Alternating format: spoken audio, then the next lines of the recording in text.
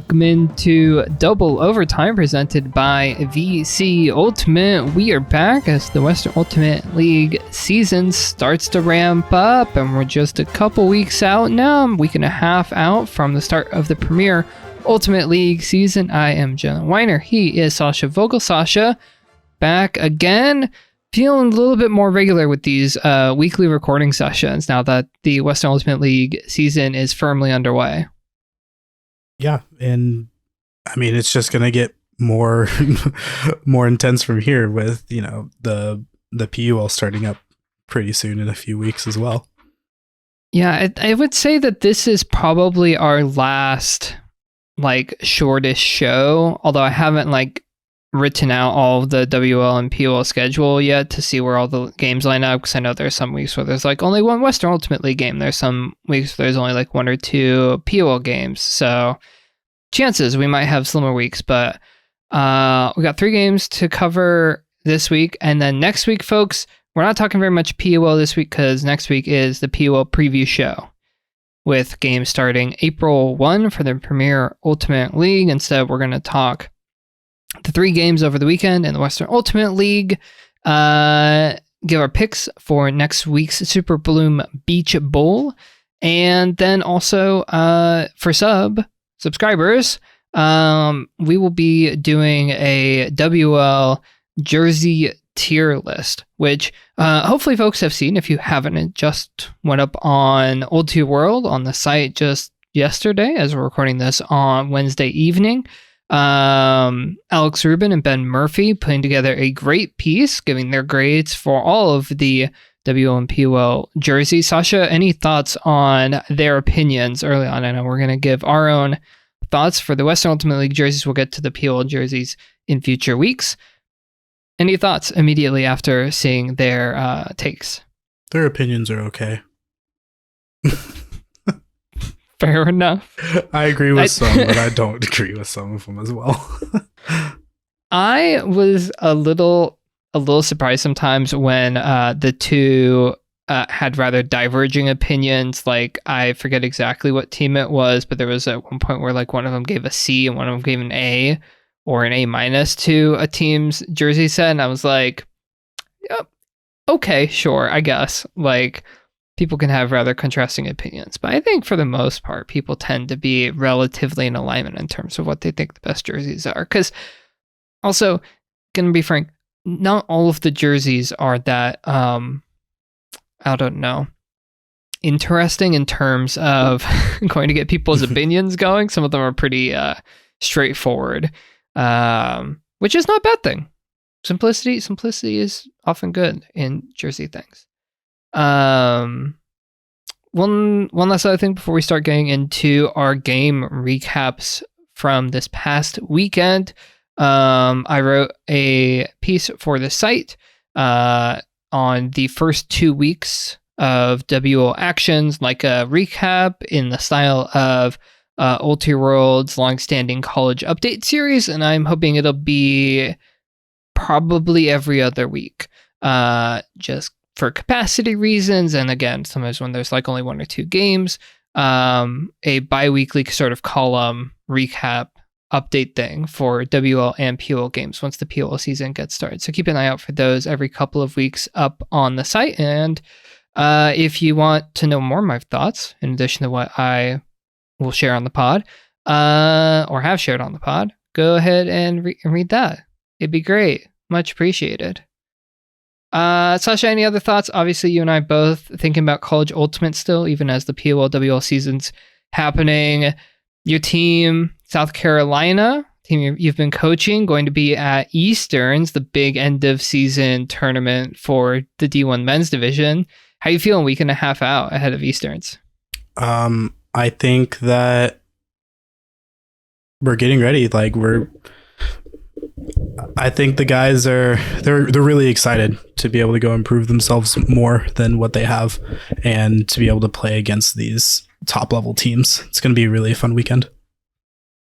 Yeah, Eastern's wrapping up the bulk of the D1 men's division play, while on my end, D1 women's, the last major tournament is coming up just this weekend with Northwest Challenge. Although some teams, I've heard rumors, and we may talk about this more next week, might be trying to get in a few games on that first weekend of April. Maybe some PUL college crossover, potentially. I'm going to hold off on confirming those rumors for the time being until we have more concrete information about how it's all going down, but could have some fun crossover stuff in the next couple of weeks. Anything else, Sascha, before we dive on into the game, starting with your Utah Wild? Real quick for PUL news, I forgot that there is actually a tiny bit of news. The Atlanta Soul is having they're having a preseason game this coming weekend, this Saturday. I don't know who it's going to be against. I think it is like a scrimmage. I don't know, I guess the team just doing like a dark and light scrimmage, but I haven't really seen any other teams do that before. So that's exciting. And yeah, so if you're in the Atlanta area, Maynard H. Jackson High School on this Saturday at 6 p.m. Yeah, check it out. Yeah, and I know that some folks, I remember certainly for the club season, I feel like Molly Brown hosted a like sort of scrimmage against community / Colorado Quandary, the college team folks, as like a warm up before club nationals. But yeah, I think you're right. Not something that we see quite as often from the semi-pro teams in terms of like preseason exhibition types of games, which I think could be more fun as long as, again, trade-offs for field space and organizing more games and such. Yeah, check it out if you're in the area. Should we dive in, Sascha, to WL game recap things? Let's do it. Okay, first game. Utah Wild, right? Yeah, first game of the weekend. Utah Wild versus Colorado Alpenglow. I was excited about this game because obviously big Wild fan over here, and really couldn't tell. And excited to see the very first iteration of this Colorado team and see how they stack up. Utah ended up winning the game 19-16. So let's go Wild. And they kind of, and Utah just, was controlling the game basically the entire way. After the first quarter, it was 4-3, and it was 7-6 at half on serve, but then it just kind of opened up a little bit later on in the game. And yeah, they just had control of the entire game and kind of ran through the whole game with that, which is very promising for their season.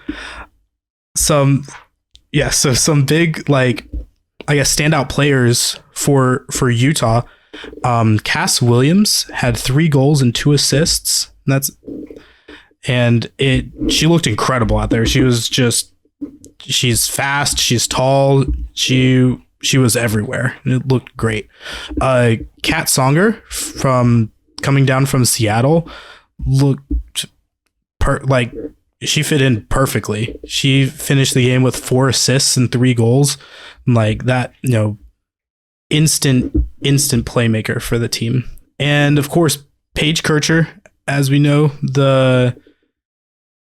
she was the yardage leader last year, correct?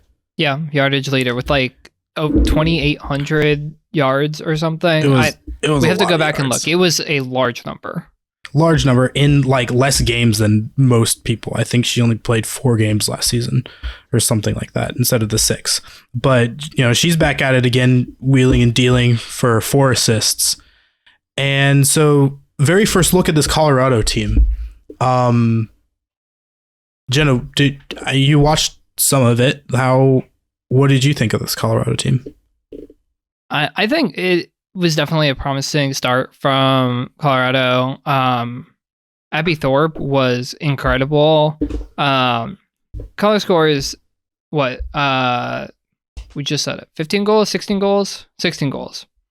Abby Thorpe gets 5 goals, 2 assists, and a number of blocks, including a really big layout block to end the third quarter. Just incredible all around. Jay McLaughlin, Aubrey Dietrich, some of the players that we were expecting to see from this Alpenglow team, doing their usual business of chipping in. Aubrey Dietrich catching a couple of late goals for Colorado. I think the biggest thing that I noticed from Colorado was that they seem to be able to hang with Utah for the most part. As you said, 1 point first quarter Utah lead, 1 point first half Utah lead. And I think maybe shorter roster slightly for Colorado on the road.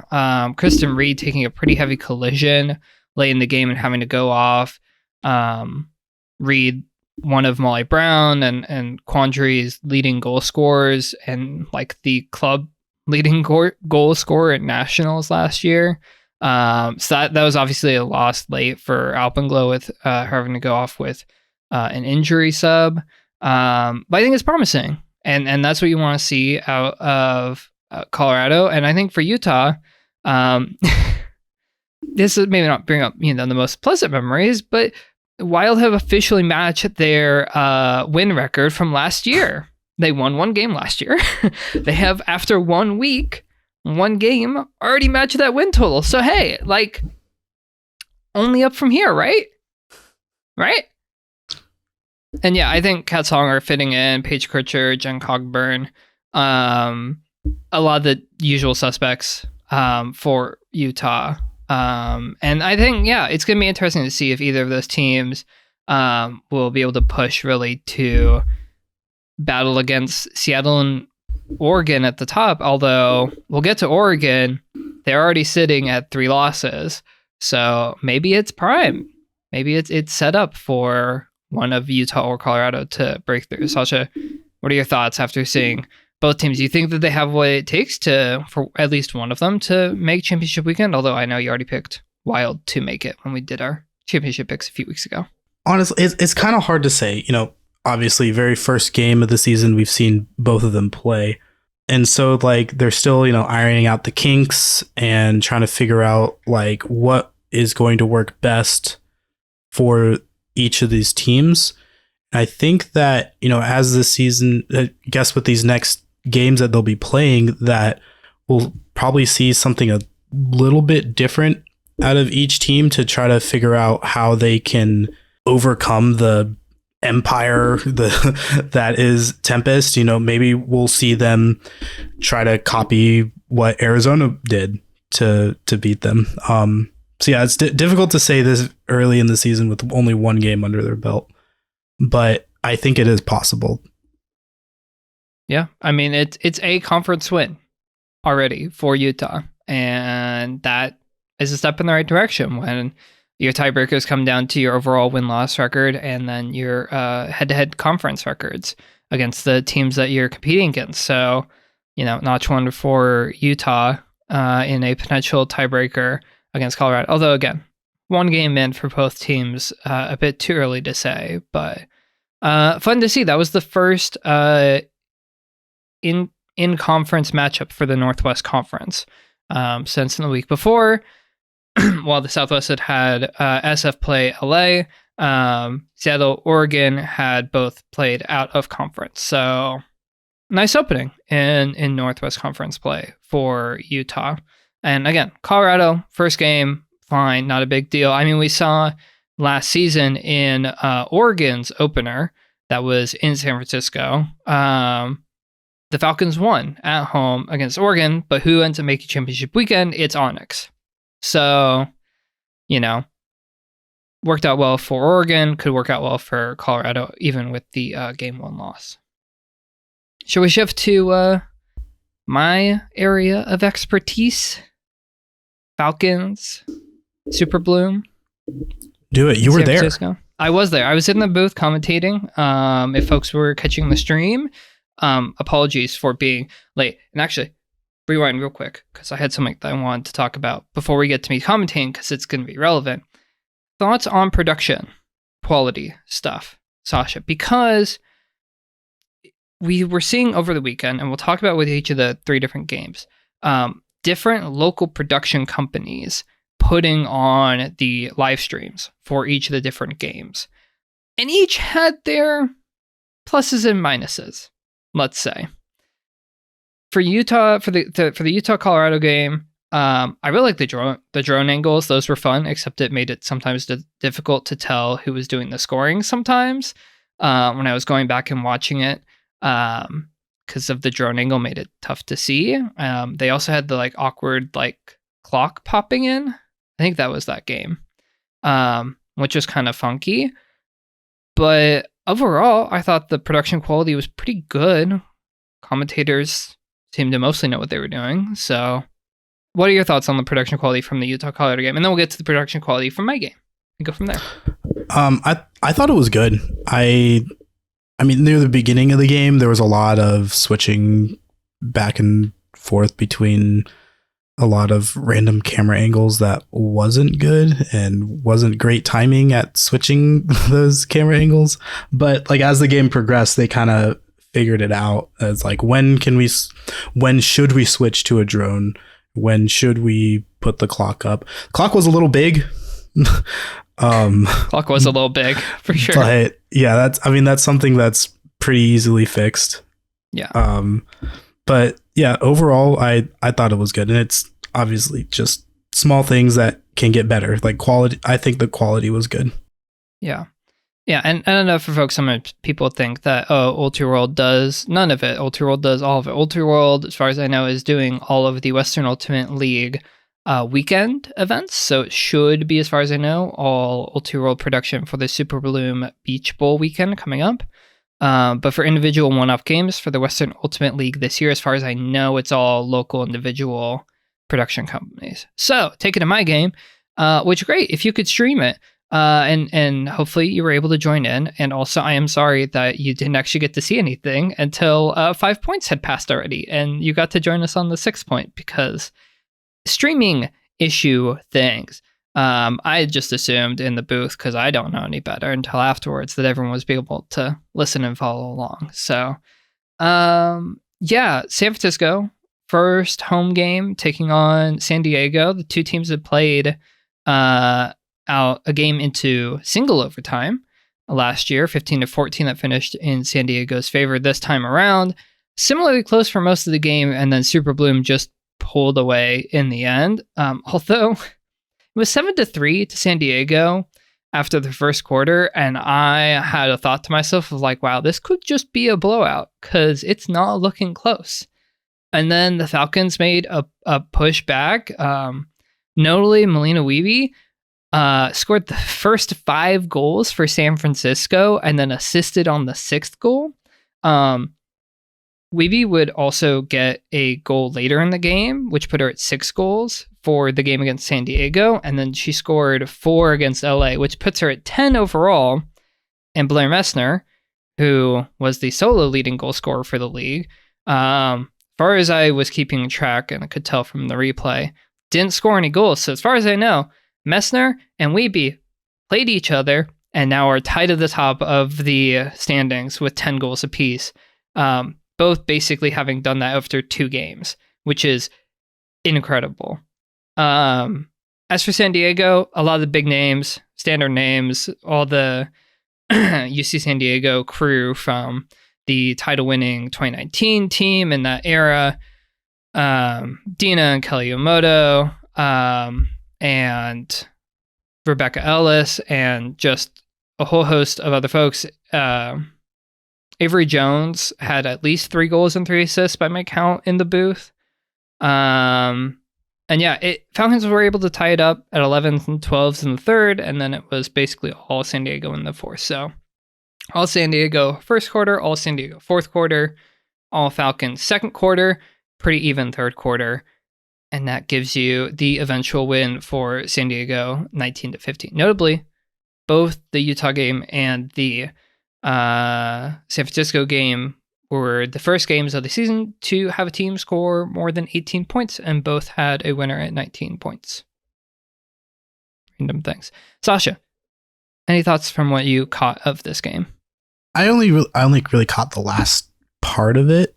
From what I saw, it seemed like San Diego was pretty in control at that point, and they were, kind of seemed like they were just kind of running away with it at the end there. Yeah.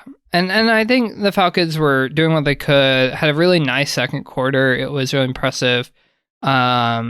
Especially in the second quarter, there were two instances where head coach of the Falcons, Manisha Daryani, aka Slap, called timeouts like right before San Francisco turned the disc over, and managed to keep possession, and on at least one of those occasions, like converted a break chance by subbing on, because the full subs opportunity you can do in the Western Ultimate League.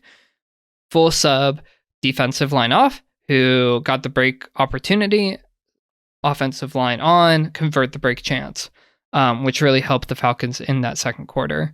And notably, San Diego head coach Angela Wells did effectively the same thing in the second half at one point, where it was like nearly a Super Bloom turn, timeout called, full sub for break chance, and I'm pretty sure that San Diego converted it. So it was actually rather impressive in terms of like clock management and timeouts from the sideline. And I think for me from the booth, it was like, yes, people are like learning and growing and understanding the rule sets better. And at least in that game, it didn't seem like there were any like silly last second turnovers that cost teams possessions at the end of quarters, or timeouts that went, well, there may have been timeouts wasted, but certainly well used in certain circumstances.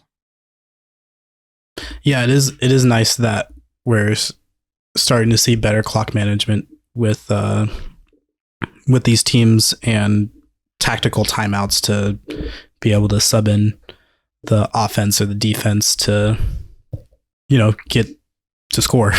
Yeah.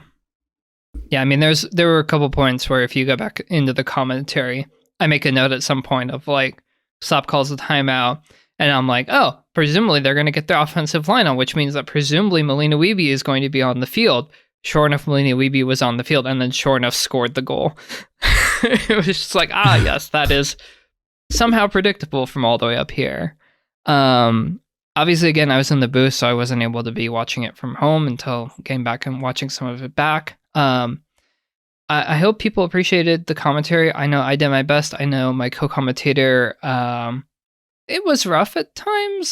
He and I are still figuring out our chemistry. Hopefully we'll be better by the next home game, which, as it goes sometimes when commentary folks don't always work together very often.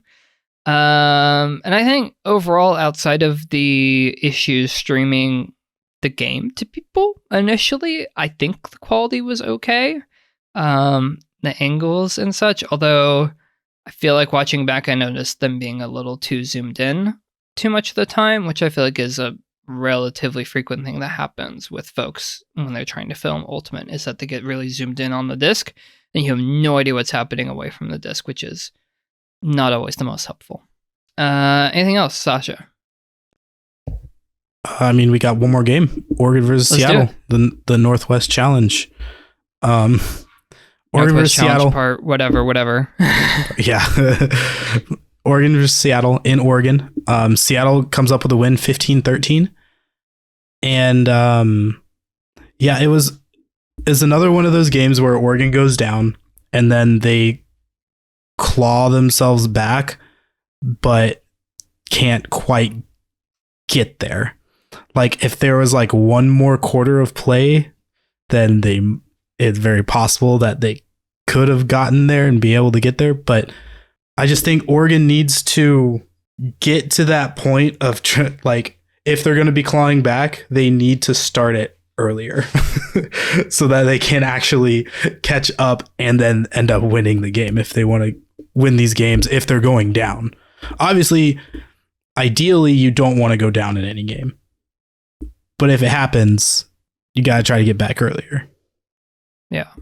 And this is just, I mean, kind of tough if you're Onyx, because you're currently sitting at 3 losses, despite having a goal difference of only -5. 1 loss by 1 point and 2 losses by 2 points is tough.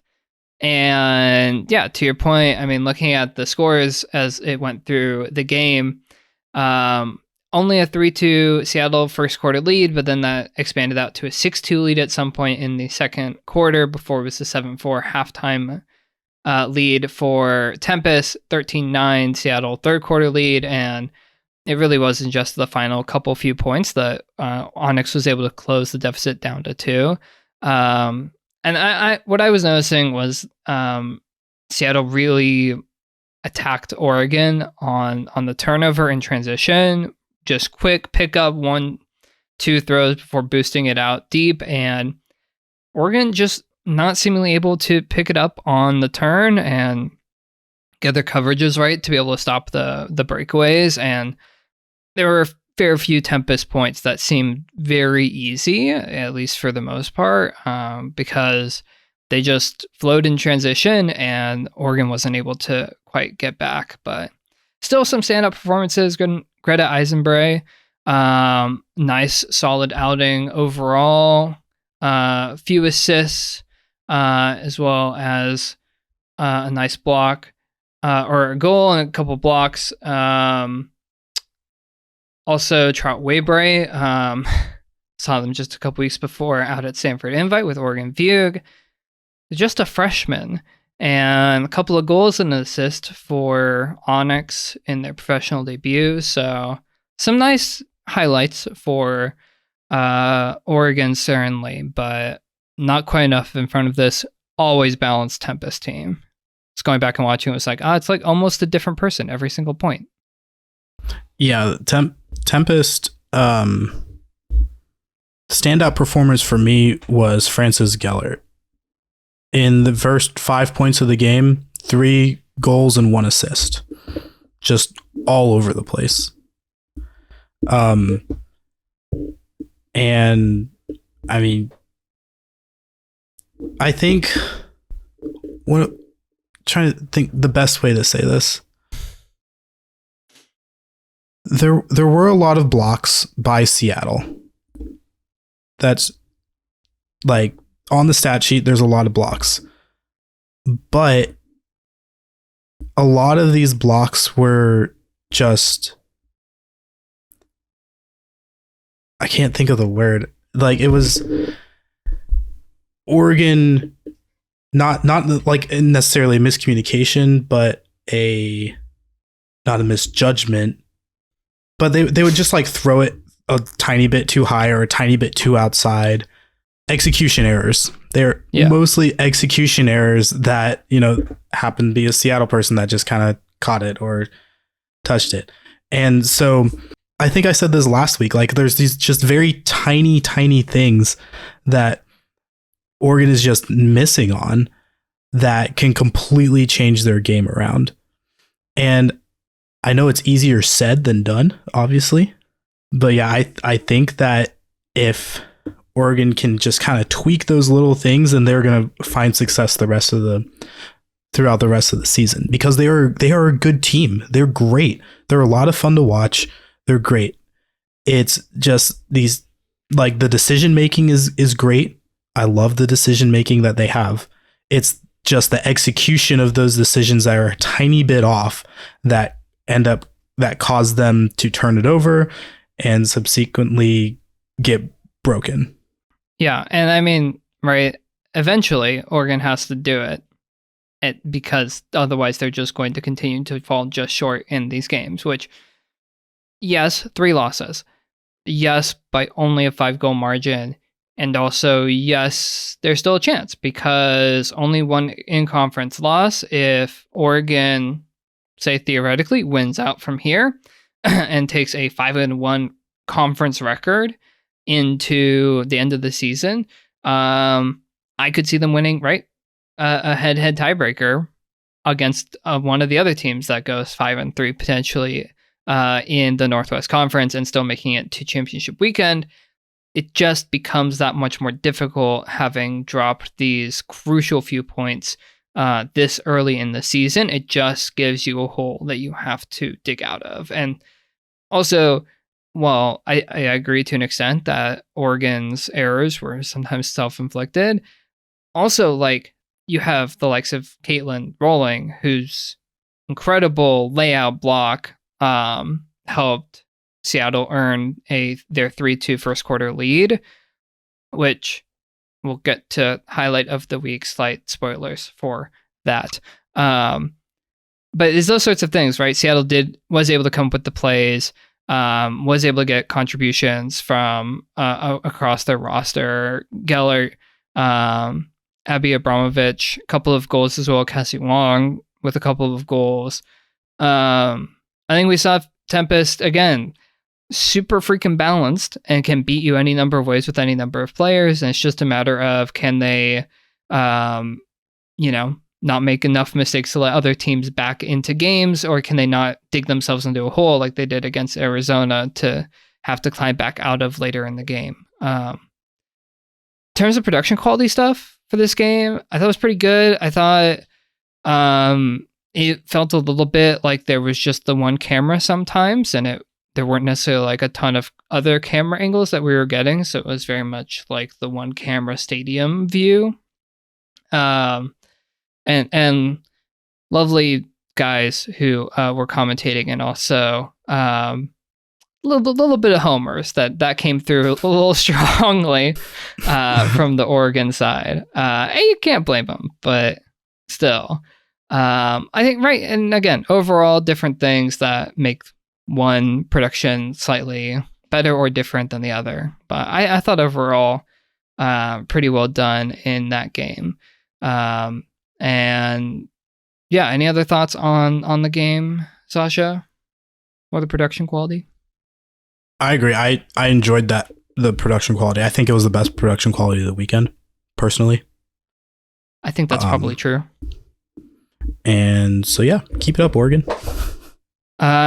Cool. I think that's it in terms of our game recap stuff. Again, if you want to read more of my thoughts and takes and such that I might have forgotten here or included in my going to hopefully be bi-weekly recap update thing on the site, go ahead and go read that. That just went up today. And one last other bit of cool sort of news, interesting update, not really, potential thing for the league, but especially for Utah Wild. There was an opinion piece in the Salt Lake Tribune, I think that's correct, talking about how the local minor league baseball team in Salt Lake is moving out of their stadium. And there's this person who was writing this opinion piece was noting that, is there a chance for this minor league stadium to potentially be turned into sort of a complex for women's sports and women's professional teams in the Salt Lake area? And that would include Utah Wild. So if that were to come to pass down the line, that'd be a very exciting development for the Wild to be included in that development amongst the other numerous professional teams in the professional women's teams in the Salt Lake area.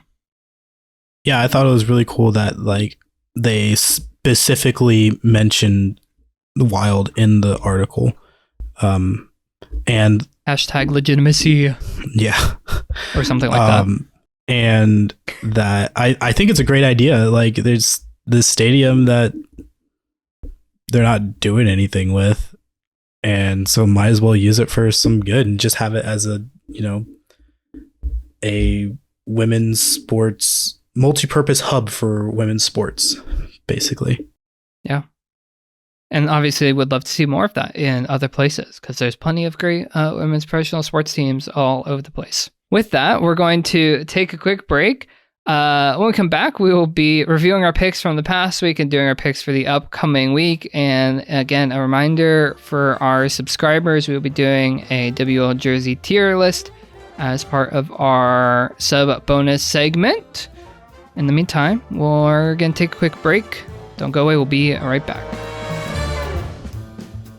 Our friends at VC Ultimate are proud to sponsor Double Overtime.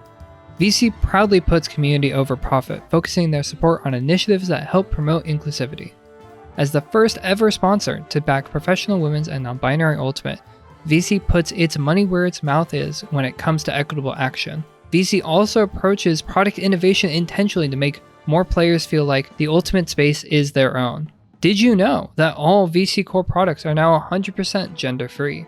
If your team is in the market for uniforms or custom team gear, check out VCUltimate.com. Not only are they working to change the landscape of sport, VC's performance gear is the best on the field. Thanks to our sponsors of Double Overtime, VC Ultimate. Welcome back to Double Overtime, presented by VC Ultimate. Sascha, we are back after our quick break to do picks and review our picks from last week, which, again, not super great. I mean, fine, but like not super great. So we both got San Diego beating San Francisco correct last week. You picked Utah to win against Colorado. Good job for your Wild in picking up that win and for your pick as well. But you picked the home team also in the Seattle-Oregon matchup, and that did not work out in your favor as Seattle took it home, leaving us both at 4-4, even again somehow after 2 weeks in the Western Ultimate League. Sascha, any thoughts? Again, good, nice job on the Utah pick. I should have followed your lead there. Yeah, you should have. I felt confident about my picks. Yeah.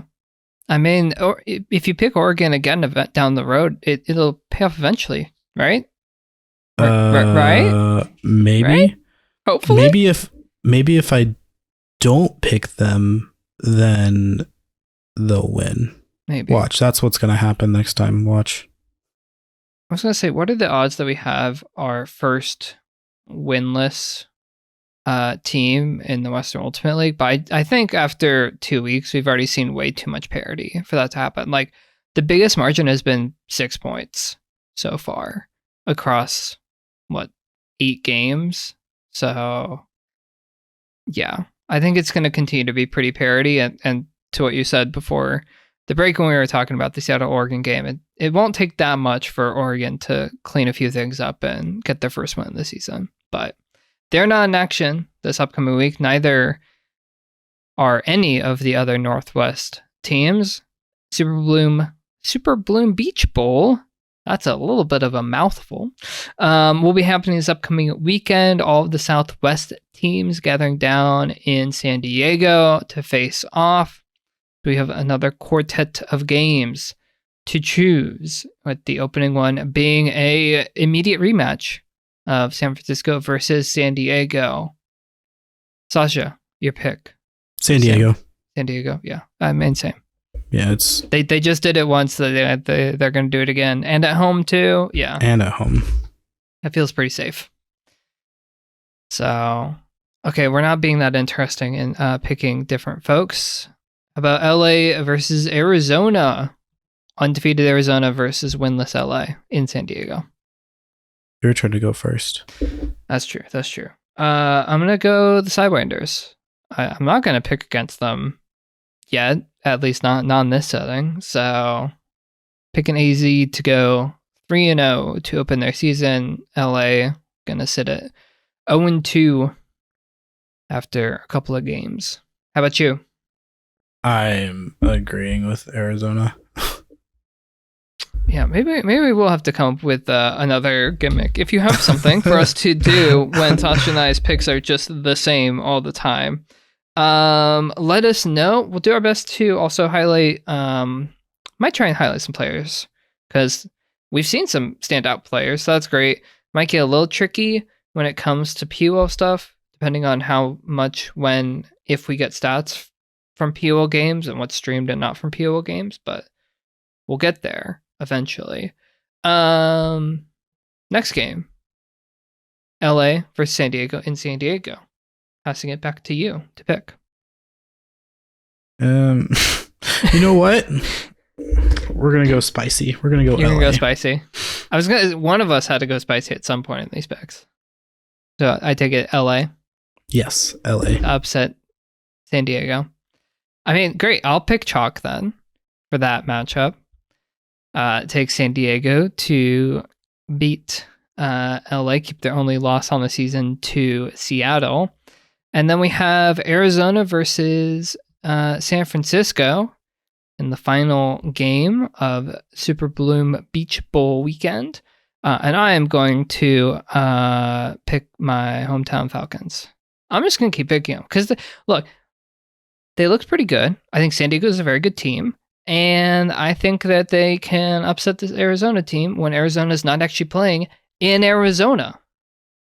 And it's like basically the same time-ish to San Diego from the Bay Area and from like Phoenix, roughly. So, travel things. I'm picking San Francisco. What is your pick? I'm picking Arizona. Great. We have at least 2 picks that are different. So let's do something that was suggested by Ultiworld reporter Graham Gerhardt as a way to mix up our picks a little bit. We may not do this every week, and we may not go into depth again, depending on the games and the teams and such. Sascha, if you had to pick, let's say, 3 players who you think will stand out this weekend at Super Bloom Beach Bowl, who would your 3 picks be? And let's say that they all have to be from different teams. Oh man, there's 4 teams, right? 1, 2, 3, 4, 3 players. So someone's getting left out. One team's getting left out. I mean, you could pick one from every team. I guess that we don't have to go 3. You should go 4. We're doing 3. Okay.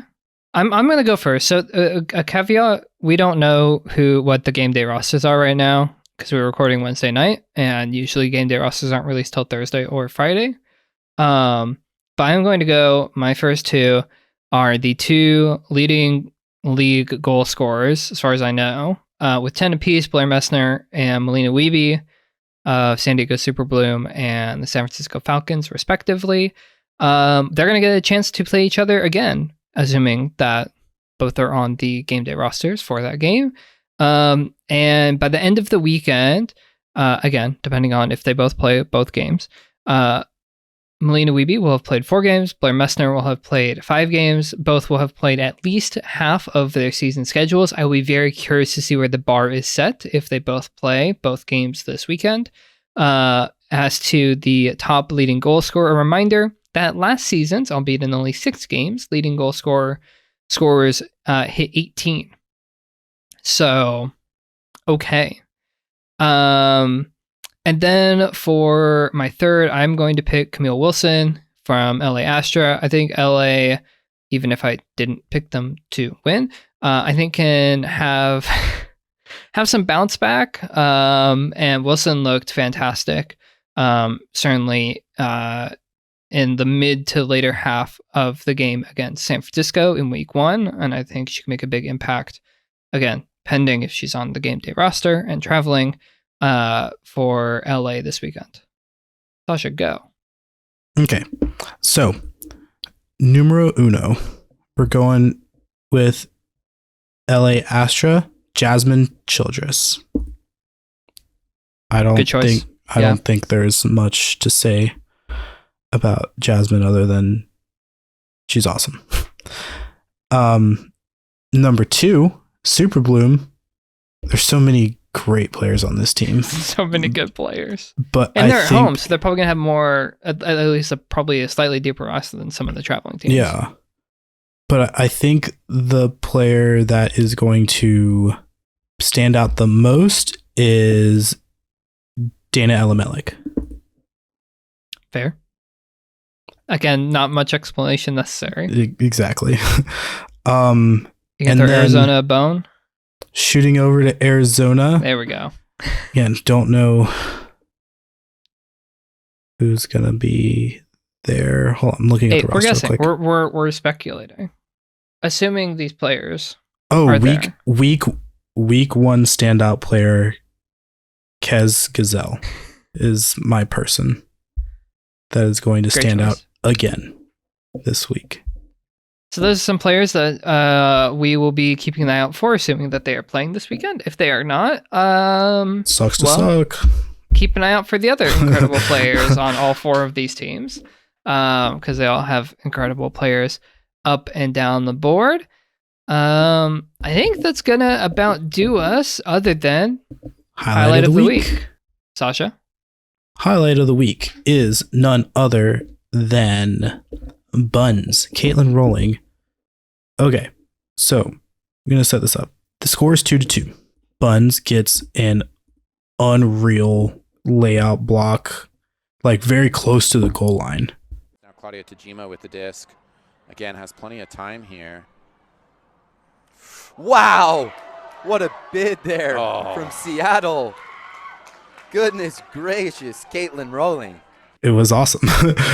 So if you haven't seen it, please go watch it. Seattle Tempest versus Oregon Onyx, scores 2-2. I'm going to tell you exactly where it is in the timestamp. It's one of those plays. It's a picture perfect layout bid form from Buns. It's also one of those plays where the Onyx player is cutting up the line. Onyx is like looking in position to score towards the end of the first quarter, and it's certainly what I like to think of like, yes, I might be like a half step behind on this up the line cut from the person I'm defending, but I'm gonna cut into the underneath space and like deny the block or deny the throw. Throw goes up and Buns just picture perfect point block out of layout block the disc outplay and then like starts taking off the other way. And it's like that as someone who appreciates defensive play and is a D-liner, I appreciate that just like pure defensive play there, and it led to Seattle taking a 3-2 first quarter lead. So and Sascha's going to give you the timestamp from the video that is available for you on YouTube on the Western Ultimate League YouTube page. 26 minutes and 33 seconds into the video.